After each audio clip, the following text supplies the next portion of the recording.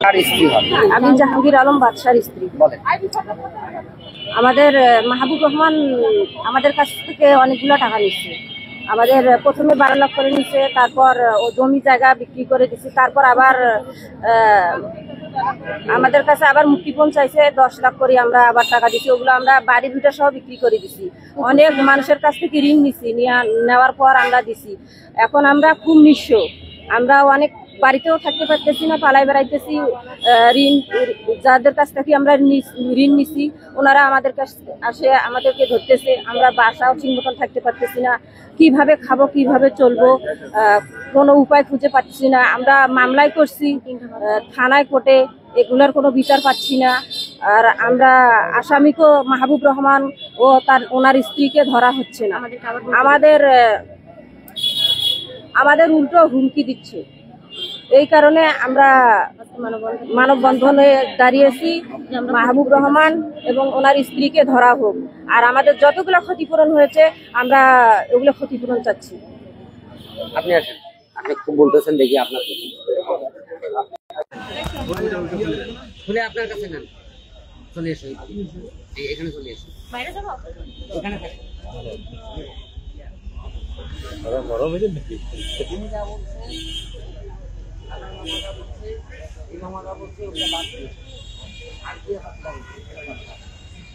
পরিবারের অবস্থা আপনি কি দেখছেন, কি শুনছেন, এগুলো বলবেন। আমার জাহাঙ্গীর আলম বাদশা আমার মামা হয়। আগে একটা ছোট ব্যবসা করতো, তারপরে বলছে যে বিদেশ যাবে, তাহলে বলতেছে বিদেশ যাওয়ার গেলে আমার সংসারটা ভালো হবে। তারপরে এই জন্য যাওয়ার জন্য টাকা দিল। এখন টাকা দেওয়ার পরে এখন তো আর যাইতে পারলো না। তো মামার পুকুর ছিল, জমি ছিল, সবকিছু বিক্রি করছে। এখন যে মামারা চলবে সেরকম চলার মতো কোনো ব্যবস্থা নাই। এখন আমরা চাচ্ছি, আমরা কেস করা হলো, তারপরে আমরা নিউজ করছি। আর মামা বলার দরকার নেই। আমরা যে আমাদের এখন মনে করে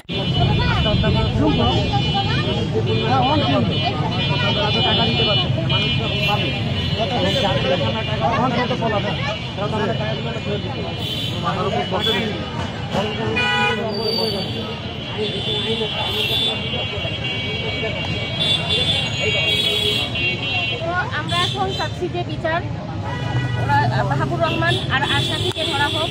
আর এর জন্য মানে আমরা নিঃস্ব হয়ে গেছি, যে আমরা যে চলবো, চলার মতো কোনো ব্যবস্থা নাই। কি করবে, সব টাকা সবকিছু তো হারাই ফেলছে। এর জন্য আমরা বিচার চাচ্ছি যে আর আমাদের যেগুলো ক্ষতিপূরণ হচ্ছে আমরা ক্ষতিপূরণটার জন্য পাই। এই জন্যই আজকে আমরা মানববন্ধনে দাঁড়াইছি।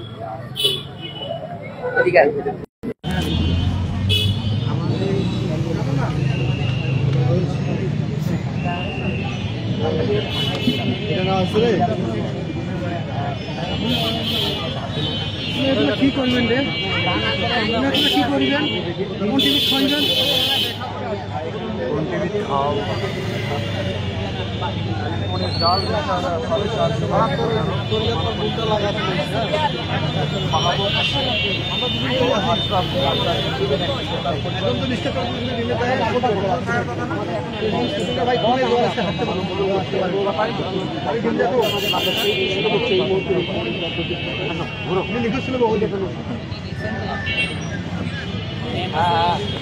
এইখানে আমার এখানে কথা বলছেন। আপনার নাম কি, আপনার পরিচয় দিন। আমার নাম হচ্ছে নাসিমা আক্তার, আমার স্বামীর নাম হচ্ছে সুফিয়ান ইসলাম, আমি সুফিয়ানের ওয়াইফ। আমার হাজবেন্ড একটা কোম্পানিতে চাকরি করতো, বেশ ভালো দিন যাচ্ছিল আমাদের। তারপর মাহবুবুর রহমান আমাদেরকে, আমার হাজবেন্ডকে বলে দেশে নিয়ে যেয়ে চাকরি দিবে। 12 লাখ টাকা আমাদের কাছ থেকে প্রথমত নেয়, তারপর 10 লাখ টাকা নেয়। নেওয়ার পরে হচ্ছে যে আমাদেরকে তো ক্ষতিগ্রস্ত করে দেয়, মানে বিদেশে যাবে, স্বামী ভালো চাকরি করবে, ভালো বেতন পাবে, বউ বাচ্চা নিয়ে ভালো থাকবে, এই আশায় স্বামীকে বাইরে পাঠানোর জন্য জমি জায়গা বিক্রি করে, ঋণ করে, গয়নাকাটি যা কিছু ছিল সবকিছু ক্ষতিগ্রস্ত করে স্বামী ভালো চাকরি করবে সে আশায় বিদেশে পাঠানোর পরে তারপরে হচ্ছে যে ও আবার জিম্মি করার পরে বাকি যতটুকু থাকে আমাদের যা কিছু থাকে সবকিছুই আমরা বিক্রি করে দেই। বিক্রি করে দেওয়ার পরে এখন আমাদের কোনো কিছু নেই, পাওনাদারের ভয়ে আমাদেরকে এখন প্রতিদিন পালিয়ে বেড়াইতে হয়। আমরা যে খাওয়ার মতো আমাদের কোনো কিছু নেই। আমরা কোর্টে মামলা করছি, থানায় গেছি, এখনো পর্যন্ত কাউকে ধরা হচ্ছে না, ওরা এখনো পালিয়ে বেড়াচ্ছে। আর আমরা কোথাও থেকে সাপোর্ট পাচ্ছি না যে আসামি আজ ধরা হবে কি হবে না। থানায় গেলে ওরা বলে যে আপনাকে আমরা একটা কাজ নিয়ে বসে আছি, আমাদের কি আর অন্য কোনো কাজ থাকতে পারে না? তাহলে আমরা কোথায় যাবো? দেশে আমরা যদি আমাদের দেশে যদি বিচার না পাই, আমরা যদি সরকারের কাছে বিচার না পাই, তাহলে আমরা কার কাছে বিচার চাবো? প্রশাসনের কাছে যদি বিচার না পাই, আমরা যে চলবো, আমরা কিভাবে চলবো? আমরা বাঁচবো কিভাবে? আমরা খাবো কিভাবে? আমাদের তো কিচ্ছু নেই, সবকিছু শেষ করে দিয়েছে। তাহলে আমরা কিভাবে বাঁচবো? আমরা তো বাঁচতে চাই, কিন্তু আমরা যে বাঁচবো সেটা তো বাঁচতে হলে যে আমরা যতগুলো ঋণ করছি, যেগুলো ক্ষতিগ্রস্ত হচ্ছি, তাহলে সেগুলো তো আমাদেরকে ফেরত দিতে হবে। উল্টা মাহবুব আমাদের নামে মামলা করে রাখছে, আমাদেরকে দিনটা 24 ঘন্টা পালিয়ে বেড়াতে হয়।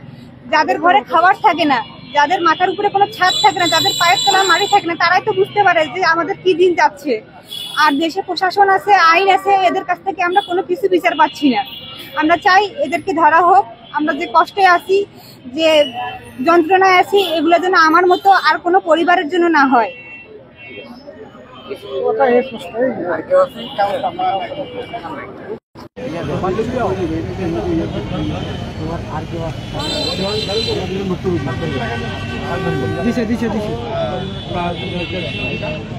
আপনারা একটু দাঁড়ান তো,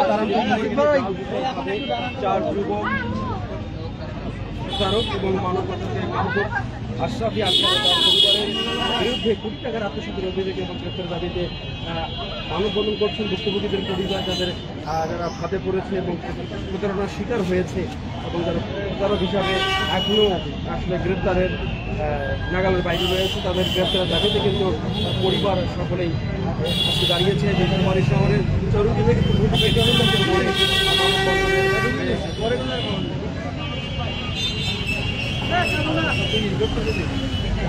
আমরা দেখলাম সেই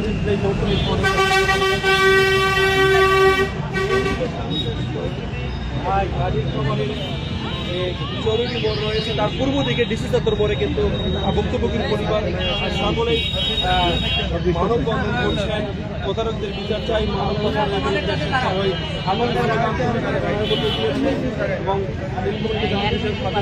এবং চার যুবক আশরাফি আক্তার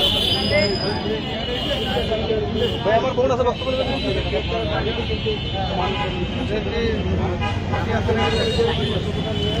সকলে এখানে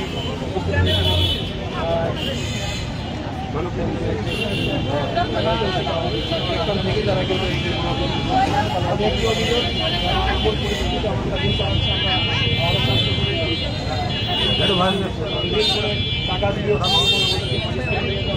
বয়স ওনারাই তো দিয়ে দিল, আমরা আর কি ওনারা যেটা দিচ্ছে ওটাই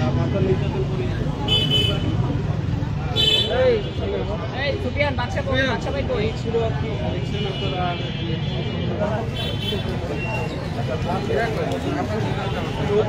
আমাদেরকে এত করছে আমরা ঋণ করে তাদেরকে